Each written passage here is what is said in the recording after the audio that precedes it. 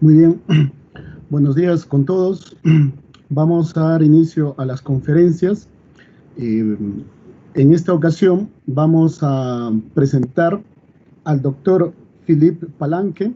Él es doctor en informática de la Universidad de Toulouse 3, Francia.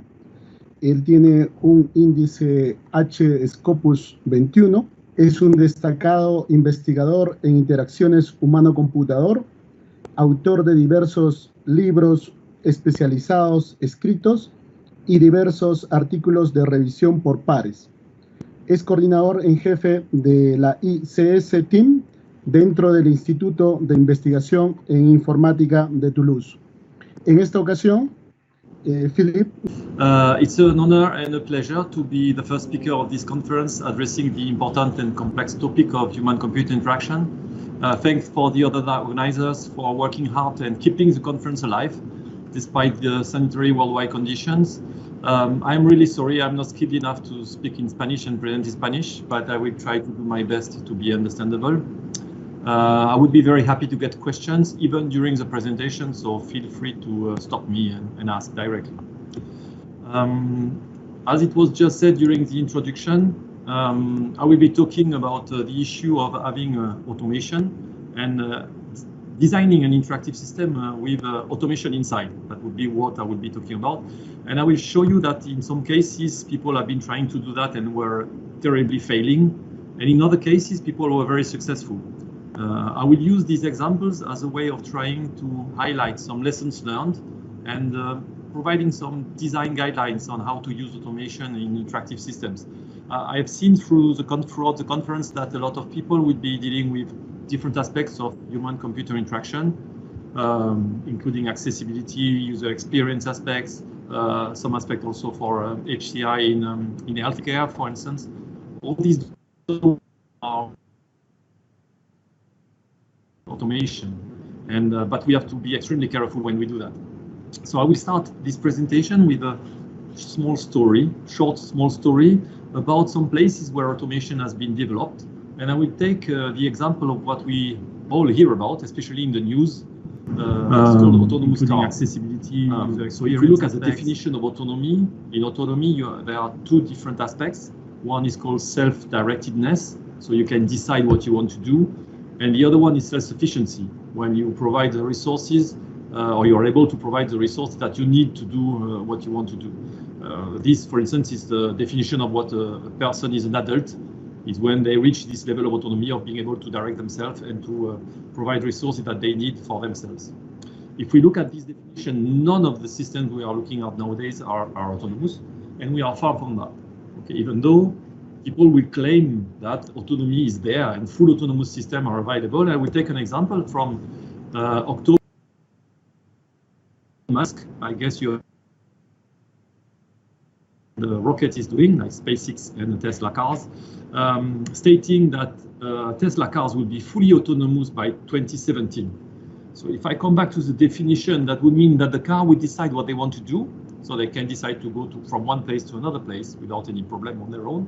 And they would be able to collect money to get fuel, for instance, and to get repairs and change tires and so on. So that what would have been in the meaning of the sentence in 16, saying that in 17, we will have these fully autonomous cars. I guess he was just thinking about autonomous driving, which is a small part of an autonomous car. If we look at where we were, in the past, in recent past, because this was 4 years ago, we can see that on December 31st, 2018, people were throwing cars and knives to autonomous cars. The reason is that these cars are really terrible. When you follow them, and I lived for some time in California where the Google cars were being tested, when you follow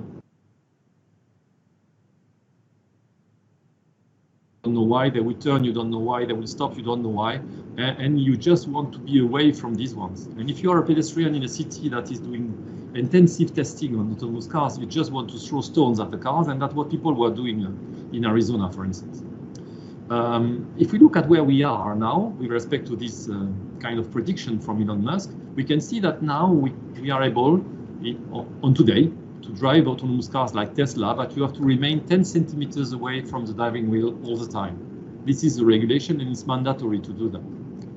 If we just go back a few months ago, we can say that in 9 of July 2020, what Elon Musk says that they are now very close to developing fully autonomous cars. Okay? And this is again 4 years later than what was said exactly similarly in October 2016. Okay? And if we go more into detail of his presentation at the World Artificial Intelligence Conference, he was saying that he remained confident that they will have the basic functionality for level 5 of autonomy completed this year in 2020.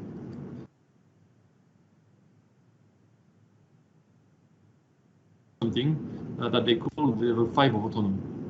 So when they talk about this level 5 of autonomy, we have to refer to the definition, and this is an important aspect of automation. When we look at automation, we have to understand the different levels of automation that can be considered, and this is important for understanding the current system, to know which level of automation is inside the system, and also for designing new systems, because we could define targets in terms of level of automation, even though I believe this is a very wrong way of designing systems, and I will argue on that a bit later.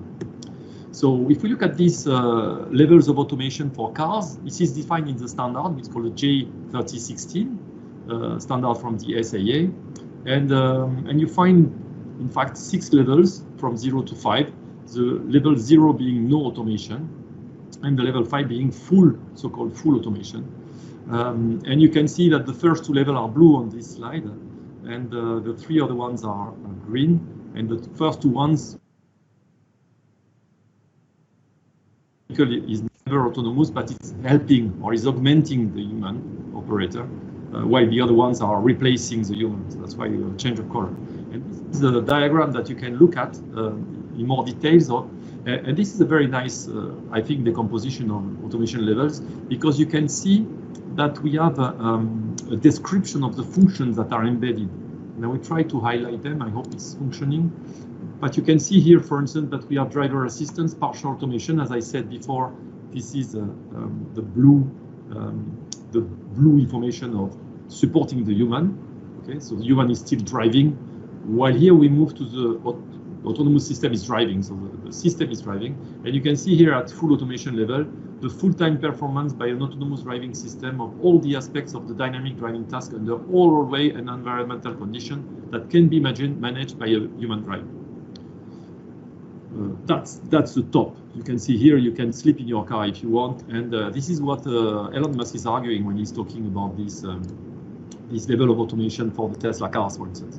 If we look at where we are currently, we can see, for instance, that this July 14th, the German court ruled that Tesla misled consumers on autopilot and full self-driving. So they were selling cars saying this is a full driving car, and of course it's absolutely not the case.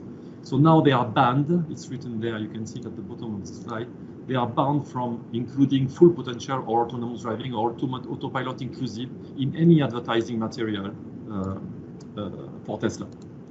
So now we can see that you can cheat a bit of people, but at some point there will be some courts going back to you. So this is again, it could be a final argument why we should be careful when adding automation, and especially when we are trying to advertise the use of automation. When we design our interactive system, because I will be focusing on this aspect in a few minutes. So what can we learn from this example is that prediction is difficult, especially when dealing with the future. This is a Danish proverb, usually attributed to Niels Bohr, who is a physician from the last century, and I think it's really true. And if we look at what happened in the past, another one. This is an example of a prediction of a machine that will do most of the activities that has to be done for planting seeds, for instance, and in agriculture. And if you see this machine in bigger now, you can see that. So the single machine is doing nearly everything. And if you read the small text that is here at the bottom, here it's what it says. It said that the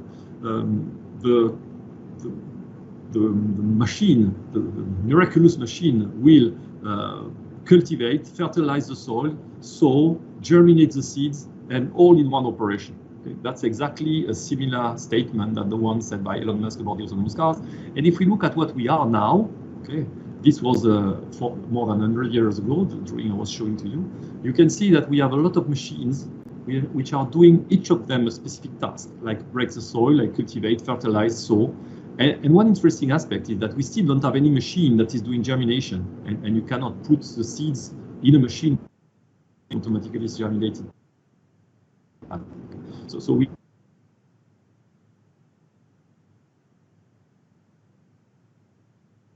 see here on this machine.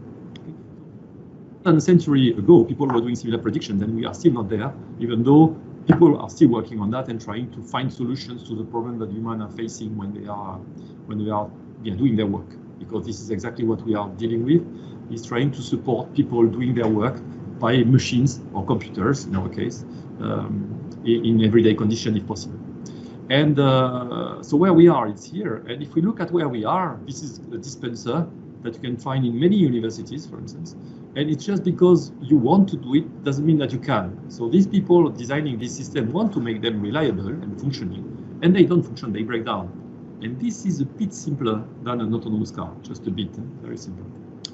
And we can take other examples, like this flying machine from Leonardo da Vinci, that was flying like a bird, like that, which is a design option for doing an aircraft. Nowadays, not one aircraft is flying this way. And so it doesn't mean that you can do it, that it will work. You can do this kind of machine, but it will not work. And that's another problem. When you design automation, we have to be very careful on which example we are using for designing automation. And usually, if you look at what happened in the past, and that's also very good examples that we have here, if you look at people seeding a field, it's very different from the way it is done with these machines. If you look at aircraft flying, it's very different from the way the birds are flying. So using animals or biological similarity to design automation might be a wrong idea because it doesn't work actually for most of the system we are using. So it is claimed by Elon Musk that automation will change the future, for instance. And so I will show you two very small videos that we can hopefully will work here. Work. Yeah, for me they work. So you can see here something important that you have on top of the image. I just paused the video. So here you can see the traffic light. Okay, so that's important. And what is important to look at is how the cars driven by people will be behaving in front of the traffic light.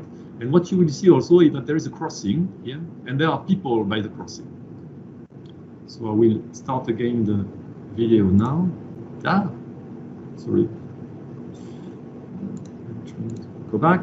Perfect. I start again the video. We just have a look at it. So you see the traffic going down, you see the traffic light turning to orange now, turning to red. You see the car stopping here. And what you see are a pedestrian on the right-hand side. And then you see a Uber car crossing the crossing, not stopping with the pedestrian and not stopping with the red traffic light. Okay. So this is when you are lucky. Okay, this is when you're lucky. In the other video here, we show you what will happen if you are not lucky. Okay. So that's very similar. You see the traffic light turning to red. You see the car exactly like the Uber car going over. And this is what happened in some cases. So that's what could have happened. And look like the testing they do is involving a lot of luckiness. Okay? You have to be very lucky to be able to do what they claim they do. We take another example of changing the future. This is what happens nowadays. You can see that. That's a bit surprising. You see the tree on the left-hand side that is going down and that is crashing into the cars. A question that would happen is, what would an autonomous car do in that case? Okay, will the autonomous car detect the tree falling, detect the other car going in front of the car, autonomous car, and braking appropriately?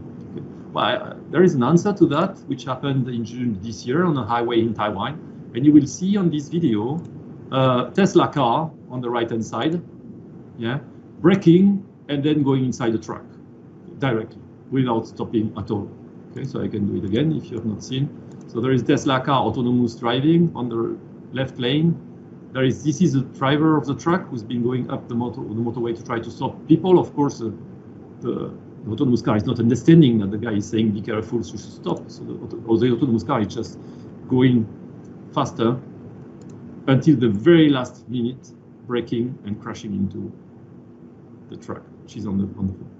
Okay, so if I come back to previous slide, okay, it's clear the answer that will happen with the tree is the same as with the truck that we have here. Okay, so being careful, we have to understand also that it's not just because you can and it works that it means that people will allow you to do it. Okay, that's another example. And you see that you can drive without a safety belt in your car, but you're not allowed to do it. You can go on workplaces without wearing a helmet, but you're not allowed to do it. And you can also go with a gun in some premises, but you might not be allowed to do it. So again, things will happen like that, and hopefully there will be people that will say this is not allowed to do. And this is exactly what is currently happening with autonomous cars. The current level of dependability and safety of these cars, but you can see that people are now trying to define regulation and regulatory processes to define and assess the quality of these cars.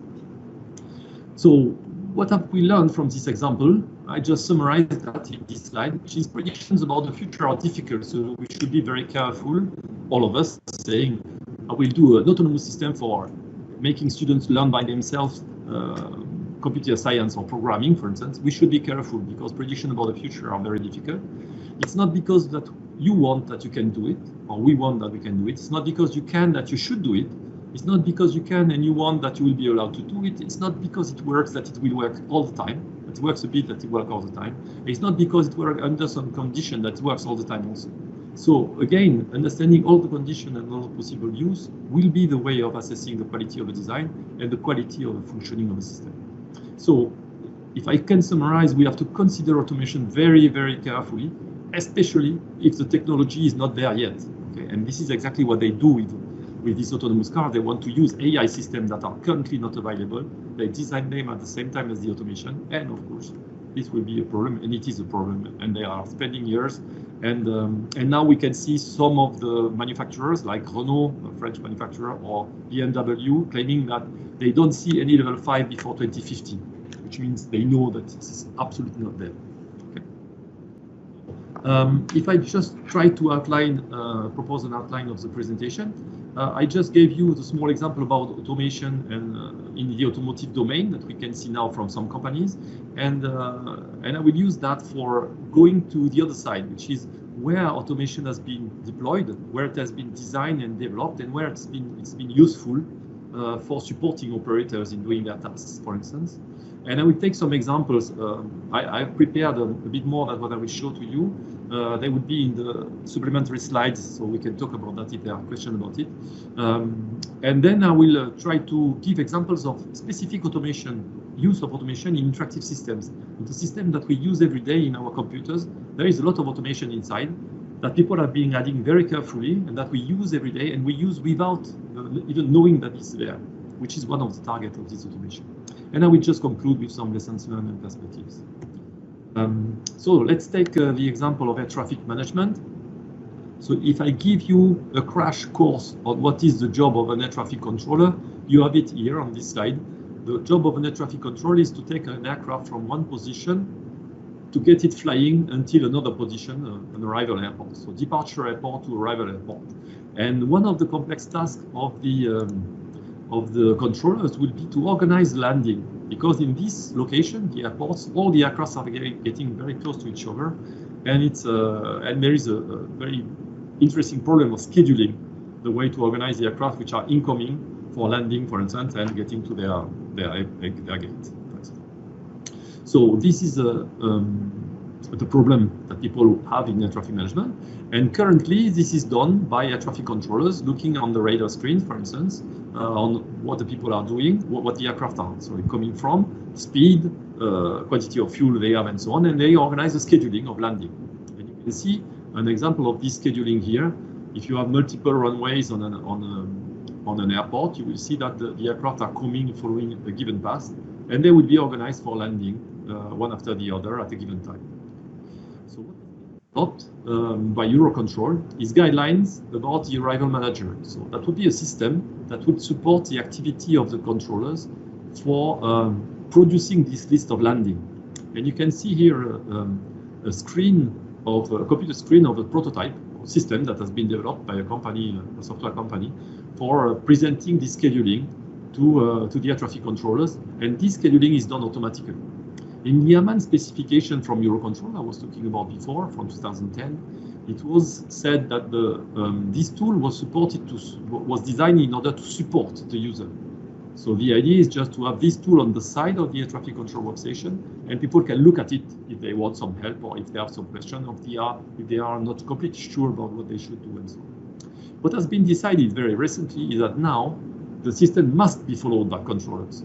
Okay? So it's the same system as before, but it moved from one view of the system as a tool to a system as a mandatory tool that must be used and that controllers must follow what is produced by the system. And here is an example of an issue with automation, because a system that is there for helping, if it doesn't work, it's not a big issue. It's like your spell checker in Microsoft Word. If there is a mistake from the spell checker, it's not a big issue because you can do whatever you want and change the words. You have no choice. Now the tool is replacing your capabilities, and you have to follow what the tool is doing. So the tasks that were performed by the controllers are now done by the tool, and the job of the controllers is changing.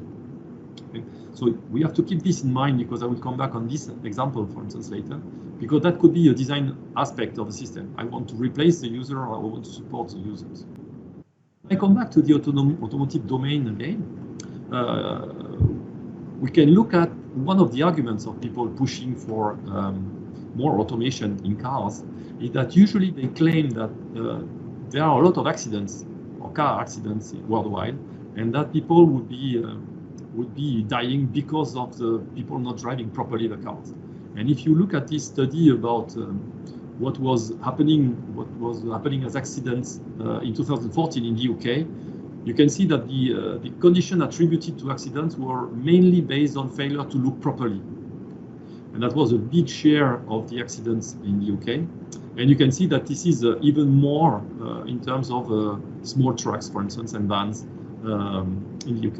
And this is with autonomous cars. This is a Google car, kind of a sensing system for detecting objects and other cars, as it is presented by Google in different documents, including the Google Museum in Mountain View.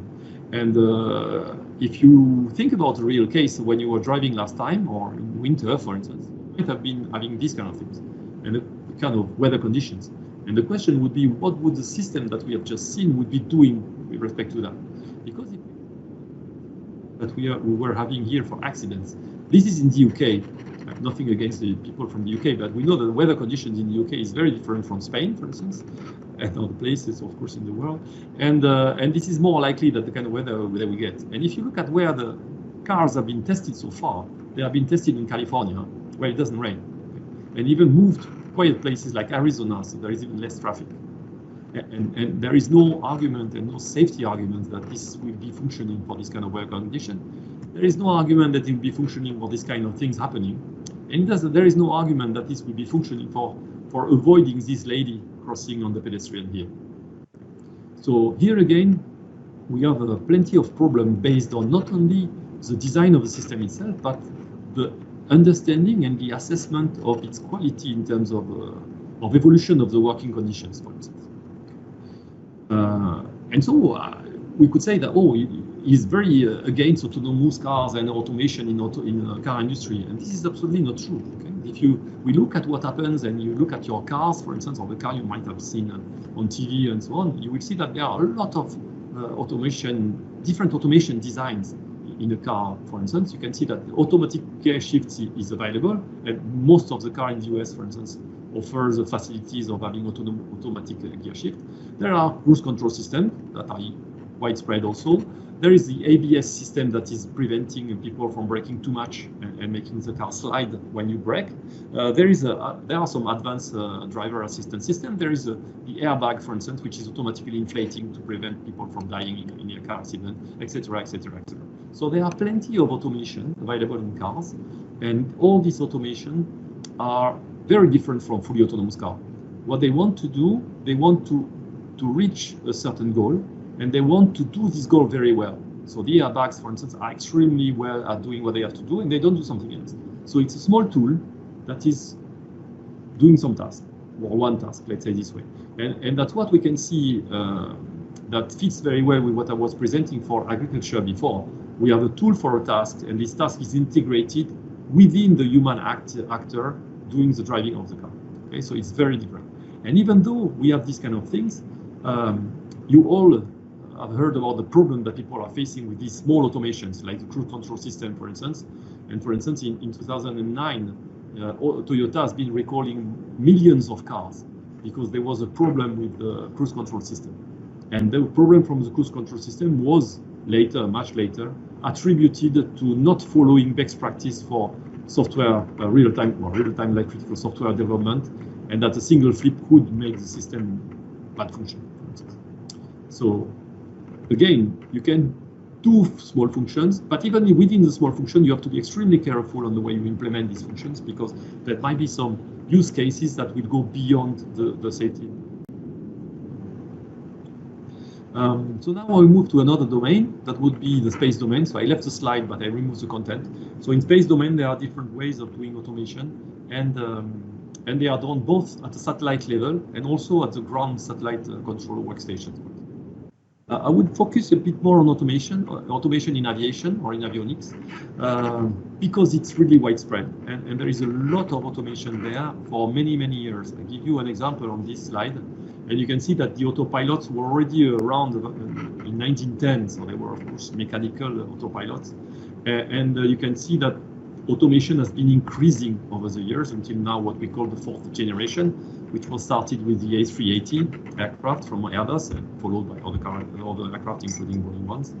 And what we can see on this automation level, you see the flight management system and so on. I will talk about these systems. You can see here the auto-land system that allows an aircraft to automatically land. And most of the aircraft flying nowadays, the big civil aircraft, are all equipped with auto-land system for many years.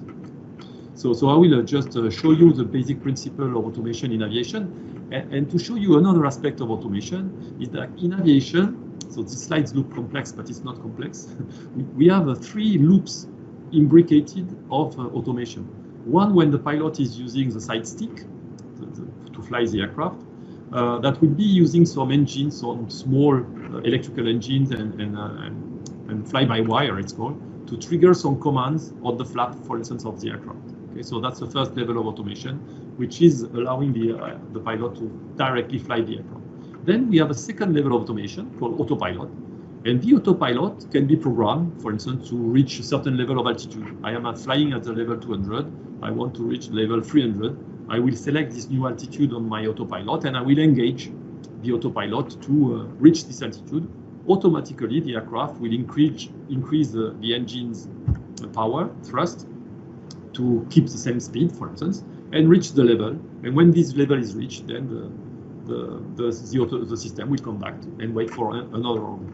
And in order to execute this function, the autopilot will use, again, the commands that are used, or the engines that are used by the pilot when they fly directly the aircraft. And then there is another level called the flight management system, in which you enter a flight plan, and you say, I want to start this level, and then I want to climb to this level when I am at this altitude, and then when I am at that altitude, I want to reach that speed, etc., etc. So you define what will be your flight plan, and the flight management system will use the autopilot, which is another level of automation, that will use in the end the electrical engine that I was talking about in the beginning. And these kind of 3 loops of automation have been allowing to reduce drastically the number of pilots for flying an aircraft, moving from 4 up to 4 pilots for long-haul flying aircraft, where we had 4 people. There was 2 pilots, and there was a flight engineer, and there was a navigator. And in most of the other flights, let's say, there would be 3 people in the cockpit, so the 2 pilots and the flight engineer. So that's an example of completely different way of doing automation. Okay, we are absolutely not at all in the case of fully autonomous system. We are still in the case of a human acting with a system that offers some functionalities to migrate some tasks that were done manually to tasks done automatically. And the last example I would like to take about the aircraft system is the Autoland. I was just talking about that before. So the first design of the Autoland system were in 1940s, and the first aircraft to be certified flying full Autoland was in 1968, and it was on December 28th. So what we know from this is that people working in certification are people working hard. They even work between the Christmas and the New Year's Eve. And this certification of this Autoland system was very complex, because in fact, when you do an automatic landing, you have 3 things to control. The auto flare, which is when you go down towards the ground, and then you raise the nose of the aircraft to land on the gears. That's called flare. there is the auto thrust, so you have to slow down thrust for going down, and then you have to accelerate the thrust for braking, for instance. And there is the auto roll. You have to be sure that you are flat. If you're not flat, you will have problem by having the wings, for instance, touching the ground before the wheels are touching the ground. So these three elements have to be monitored, and this is now the case done. So as I said before, most of the aircraft are offering these auto-land systems. And what is interesting is the limitations. And I wrote down at the bottom of the slide the limitation of the 747 for using auto-land system. And the limitations are terrible. So you see, you cannot land if you have a maximum headwind of 25 knots, which is absolutely not a lot. A maximum tailwind of 10 knots, which is even less, much less. And the crosswind component of 25, and the maximum crosswind with one engine is 5 knots. So if you only have one engine not operative, you cannot use, let's say this way, auto-land.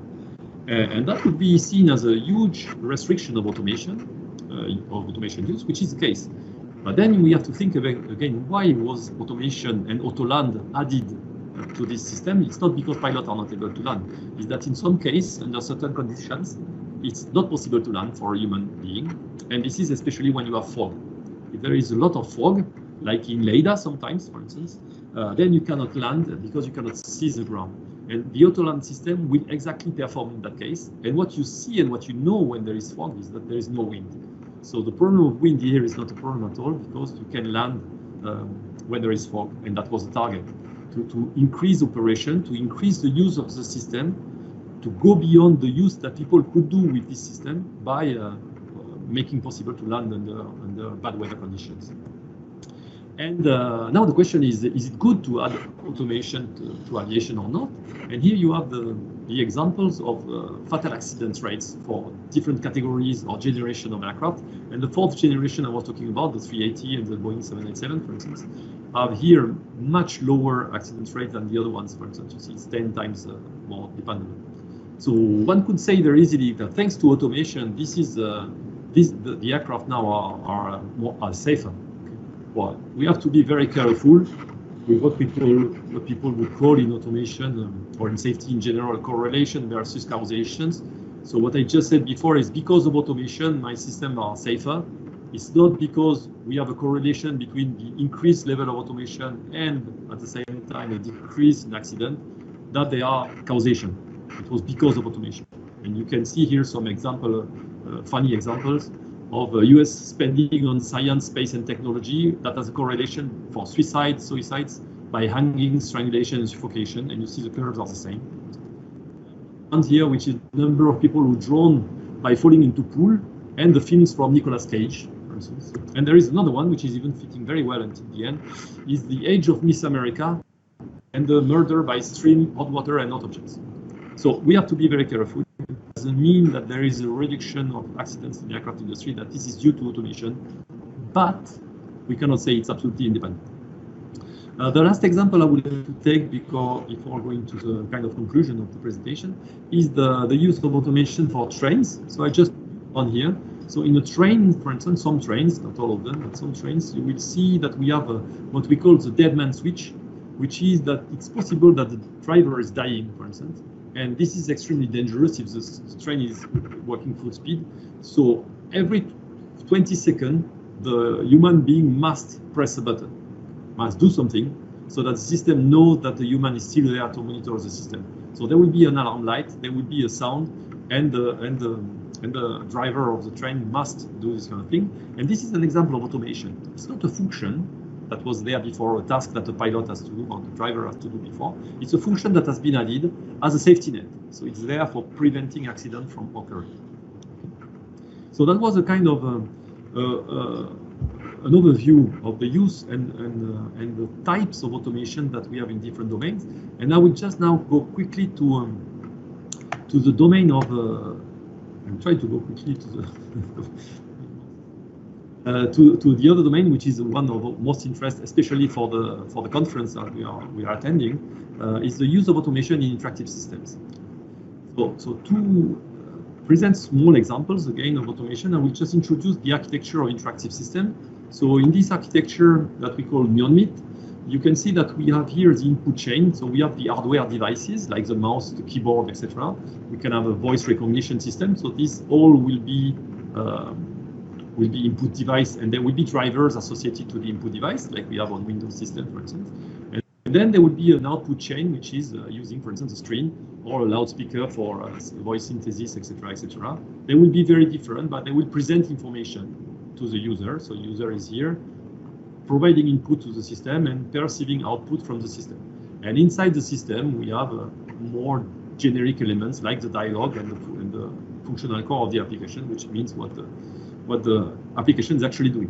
When people talk about automation, usually they talk about automating some functions that the humans were doing and putting them in the application core with no connection to the user interface. And I will show you that there are plenty of other examples of automation in any part of this architecture.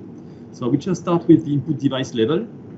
All of you know that, but maybe you never thought about it as an automation, is the fact that the mouse driver is processing the input, physical input of the user on the physical mouse, and accelerating the movement of the cursor depending on the speed by which the human is moving the mouse. So if I move very fast, then the cursor will go very far. And if I move slowly, the cursor will not move far. And this can be represented as kind of curves. Okay, so you move fast, then you go very far. So this is the speed here. And this is an automation. It's just an automation to support better the user and to perform better for selecting, for instance, for selecting a target on the screen. For instance, if you have a big screen, this acceleration of the mouse is extremely efficient. Another example is when you press a key on the keyboard and you are in Microsoft Word, for instance, you press the key on the keyboard, then automatically the system will type several characters, like if you were pressing and releasing. So automatically the system is processing user input by a dual, so pressing for a long time, and producing repetitive input that are not there. In fact, the user are doing this kind of thing. So there are plenty like these ones. Another one that you all know is the double click. So if you want to do a double click, you have to press release, for instance. And in fact, this is not true. There is also automation inside that. I will just show you a small automation. If you are too slow here, or if you make a mouse move, okay, then the system will automatically move from one click to idle. And then you have to do again your double click because you missed your double click, you are not fast enough. So this automation here is to prevent undesired double click, for instance. And it can be on the other side, preventing you from doing double click, but if you are a bit too slow, it will not make it. So usually this automation can be programmed, and there is user interface in Microsoft Windows, for instance, where you can change the time between two clicks in order to perform a double click. So this is another example of automation. And if we go further, there are plenty of cases where we have plenty of automation at this very low level input management of interactive system. And that could be a design option, for instance, going a bit further before the end of the presentation. That could be a design option to support better input from the users rather than replacing the user, for instance. We'll skip a bit the other ones. I will take another example. You have here what is called the bubble cursor. So you have a cursor which is bigger than the cross. And if there is a target inside this bigger cursor, then it's selected if you click, even though you are not on the target. Okay, so that again is a kind of automation, supporting the better selection of target if there is no conflict. For instance, if there is conflict, the cursor reduces size to select one of them automatically again to support better selection from users in the mouse. And if you read the paper, you will see that the performance of users using this bubble cursor is deeply increased by the bubble cursor. Other examples is here at the dialogue and functional core level I was talking about before, would be, for instance, a spell checker.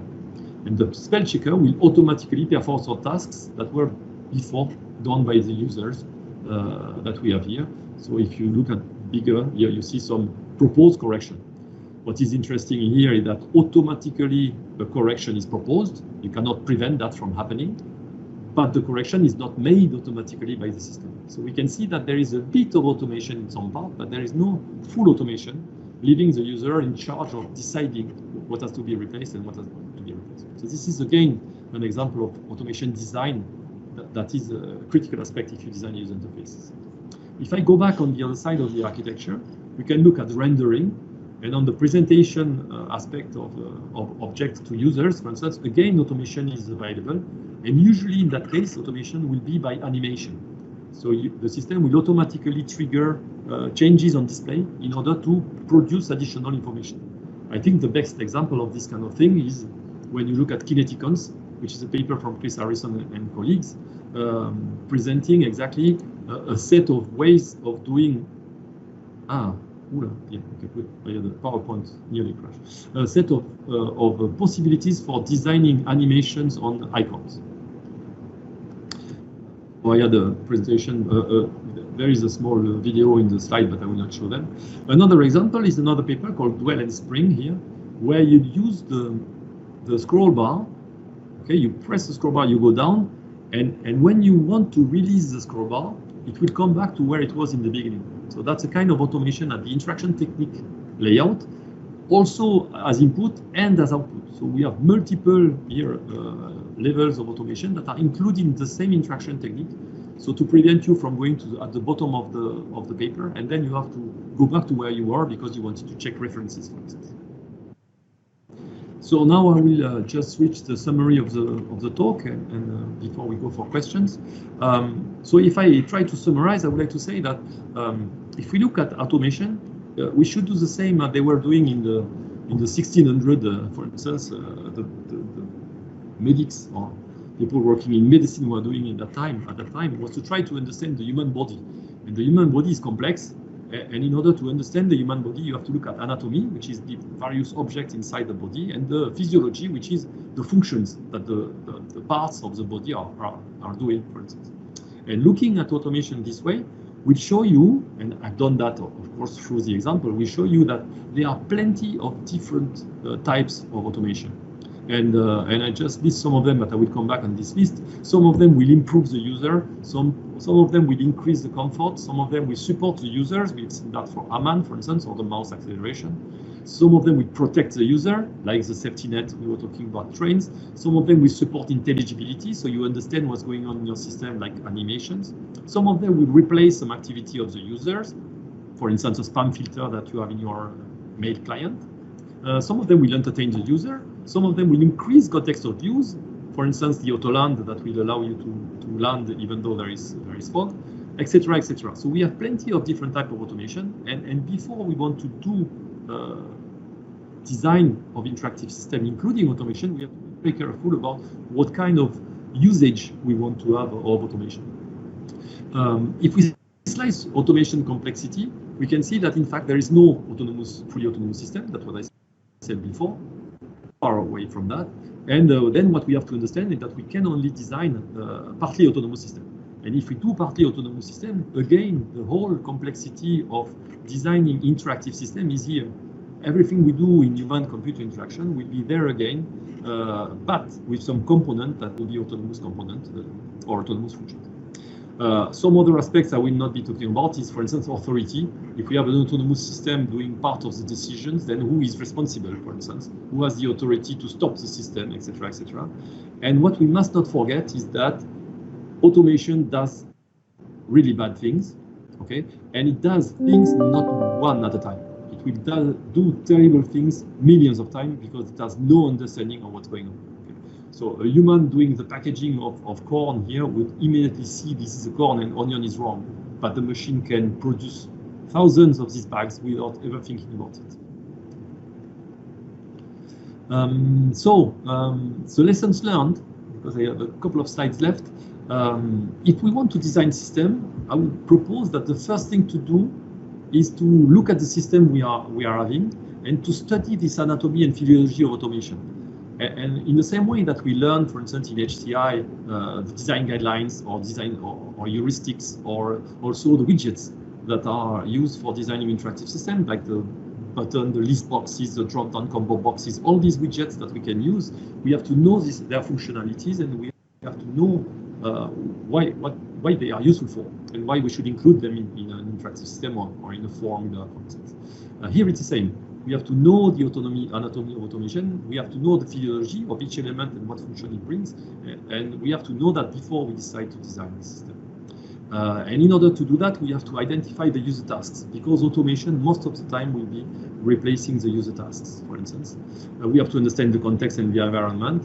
And we have to identify where automation could fit and which automation would fit inside them. And the last point, and I was trying to push that further because we all face automation failure, is that we have to be sure that what we want to design and include as automation is feasible. And if it's feasible, it will be also reliable. Otherwise, there will be drawbacks. And I will list the drawbacks, and there will be also benefits if we do it properly. As an example of drawbacks, that's my last but one slide.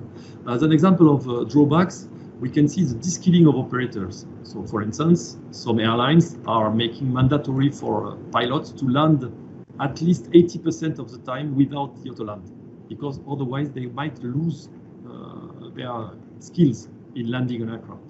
They change the nature of the work. So as soon as you have automation, you move usually from doing to overseeing.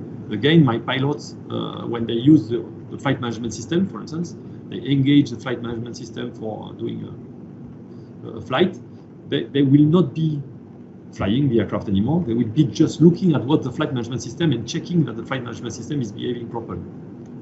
Of course, there will be another problem, which is called complacency, in that you trust more automation than you trust yourself. You have been using it 10 times, it worked perfectly well. You start stopping overseeing the work of automation.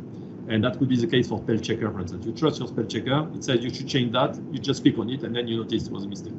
Okay, so we have to avoid that. Usually, automation degrades performance. I talked to you about the autonomous cars in California. This is a disaster. It's the same for a dishwasher. If you have a dishwasher at home, it washes the dishes much slower than you would do. So performance is degraded, but you don't care because you're not involved in this task anymore.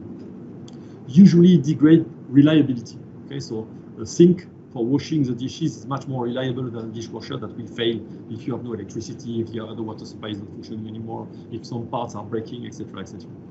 Usually, it increases the complexity of the tasks. So if you have to manage a dishwasher, you have to understand that there are different programs, there is some equipment, some chemicals to put inside, etc., etc. So the work is changing, and it increases the complexity of the system. So if you look at an aircraft with autopilot, it's much more complex than an aircraft without. It increases the training, usually on people, and also it changes the nature of the work. So it means that people that were good for flying aircraft by piloting them might not be good for supervision of an aircraft. So we have also to select people differently if there is automation in each of the system. And it increases articulatory tasks and maintenance tasks. Again, if you have dishwashers, you will understand at some point that you have to clean the dishwasher, which is something that you will not think of as a drawback of automation usually. But there are plenty of benefits, and the benefits is that it could reduce workload, it could reduce human error if it's properly done, it could reduce the cost in manpower if it's properly done, it could increase the interest of work because you don't do the boring task anymore, like washing the dishes, but you can do something else, like reading the documentation of the dishwasher and understanding the basic of programming for dishwashers, for instance. That would be a better task. Let's say maybe not better, but higher level task. It could increase the performance, like the mouse before. It could increase the quality of production in factories if they don't produce tons of onion bags with corn inside. It could create a higher level job. That was the case for washing machines, for instance. People were washing by hands in the last century, for instance. Most of the time they were washing by hands. And then you had to add engineers for designing washing machines, engineers to design plants for building washing machines, etc., people for repairing the washing machines. So that was creating higher level jobs and removing the lower level jobs. And the last point was the increase of availability of service, like a cash machine available over the weekend when the banks are closed, for instance. So I will just keep the last two ones because I think I reached the time. So I would like to thank you very much for the invitation, and also thank you very much for the attention, and I'm happy to take questions. Thank you.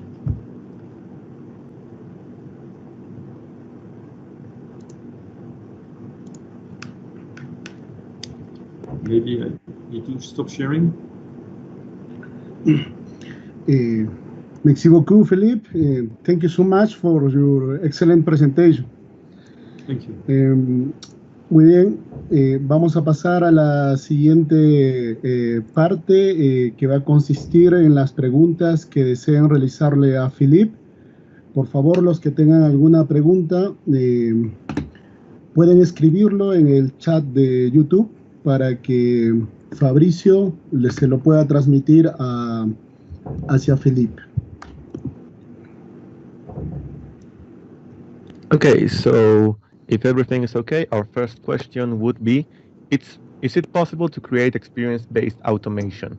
I.e., in planes, it's possible to create system parallel and complementary to autopilot, a system based on the experience of pilots, to say. Thanks.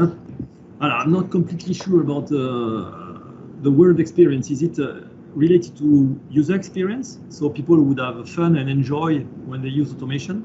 You think this is a question? No, they mean within airplanes, with airplane pilots. So they would... if you could make an automation based on experience of other pilots.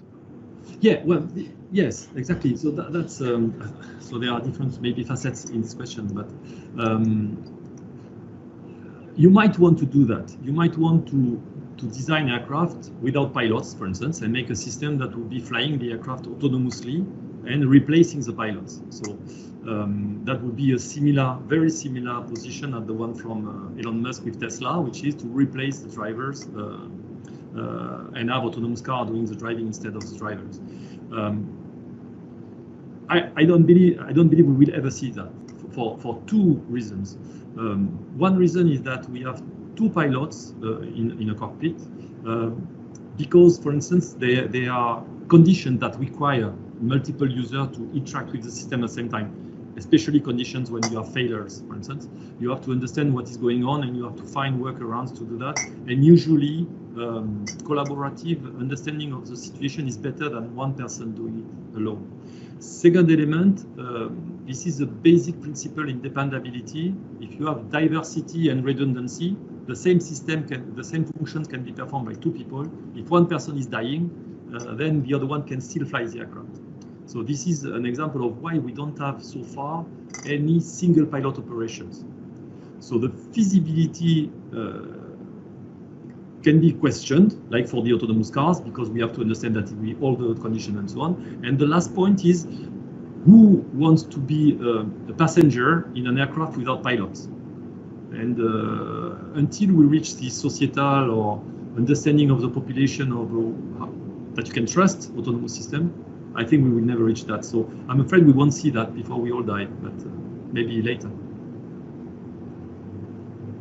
Thank you. Next question would be from Jenny Mendez. I'd like to know how the model could be adapted for disabled people, for example, people with movement impairments.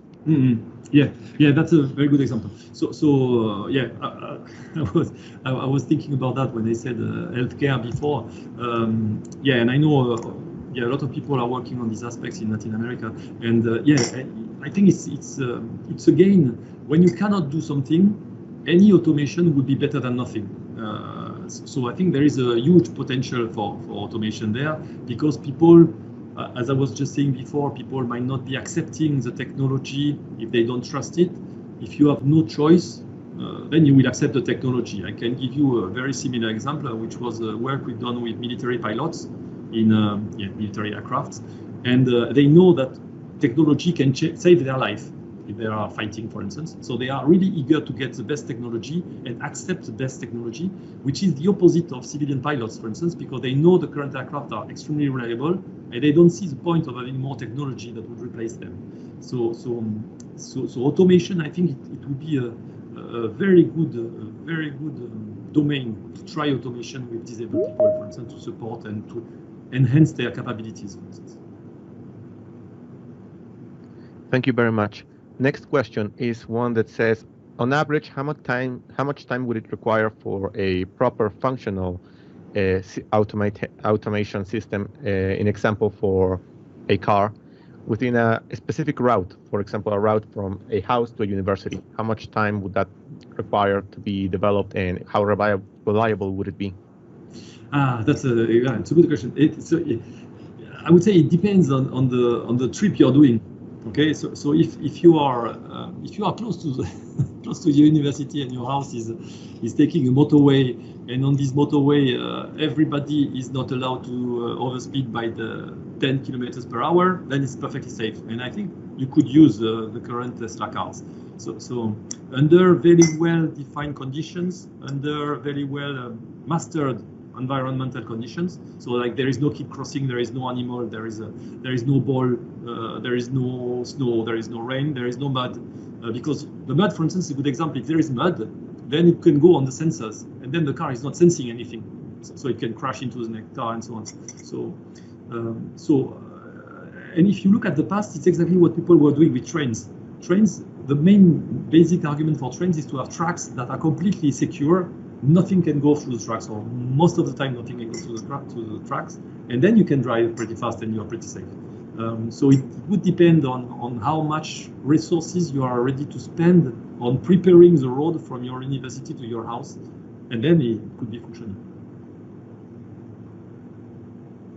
Another question, this one's a little bit simpler. In your work experience, how useful has it been to use automation? So it's in my everyday work as a teacher, you mean, was it a question, or as a researcher working on these domains?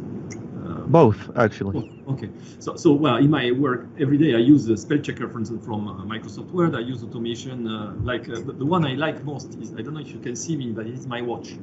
I have the best watch in the world. So if we were having a drink afterwards, I would tell you about this watch, because it has a lot of automation inside, including the automatic setting up of the time, the automatic recharging in battery, and so on. So I make use of automation when I can trust automation as much as I can. And when I don't trust automation, I'm extremely careful, because I know it could be terrible. One example, I'm organizing a conference for next year, and I was sending the notification to all the authors, and I would not trust the system I was using. So I would check everything beforehand to be sure that the system will be performed as expected. So my work with automation really heavily depends on my trust in the system and the fact that the system is doing a high-level function or a low-level function.